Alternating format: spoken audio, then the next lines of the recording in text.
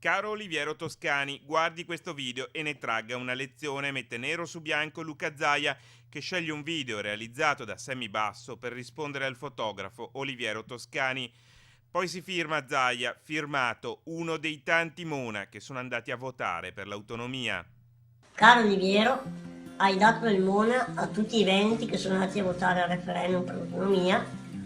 Noi non ti conosciamo, dunque da veneti non ti diamo del Mona perché non giudichiamo prima di conoscere. Comunque, mio amico Alberto, voglio dirti una cosa, io lascio la parola, anzi le mani, a lui.